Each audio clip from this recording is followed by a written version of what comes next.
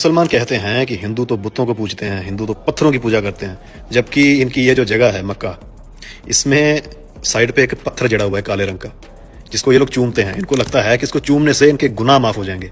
इतना अंधविश्वास तो किसी भी धर्म में नहीं है। माना कि हिंदू मूर्ति की पूजा करते हैं, लेकिन वो ये नहीं कहते कि मूर्ति को पूज के या मूर्ति में भगवान बैठा है या मूर्ति को पूजने से हमारे गुनाह माफ हो जाएंगे।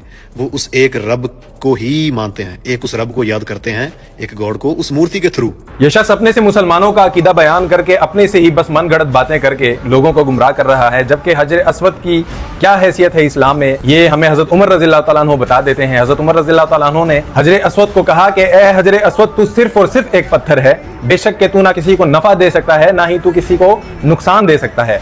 मैं तुझे कभी ना चूमता अगर तुझे मोहम्मद रसूलुल्लाह सल्लल्लाहु अलैहि वसल्लम ने ना चूमा होता। तो हजर अस्वद को लोग इसलिए चूमते हैं कि इसको रसूलुल्लाह सल्लल्लाहु अलैहि वसल्लम ने चूमा था। और मुहिब फिर अपने महबूब के होंठ के नक्श तलाश करने के लिए चूमते हैं। एक शायर ने क्या खूब कहा है कि हमने न कभी कतरा देखा, न कभी दरिया पर गौर किया, बस जहां तेरी झलक दिखी हम वहीं डूब गए। फिर जहां तक ताल्लुक खाना काबा का है, जिसमें शख्स कह रहा है कि अल्लाह सुब्हानहू व तआला उसके अंदर बसते हैं, तो जनाब हमारा ऐसा कोई अकीदा नहीं है। काबा को बैतुल्लाह कहा जाता है, लेकिन उसका हरगिज़ ये मतलब नहीं है कि अल्लाह सुब्हानहू व तआला इसके अंदर रहते हैं, बल्कि अल्लाह सुब्हानहू व तआला वहदहू ला शरीक है, वो समद ज़ात है, उसे किसी घर की जरूरत नहीं है।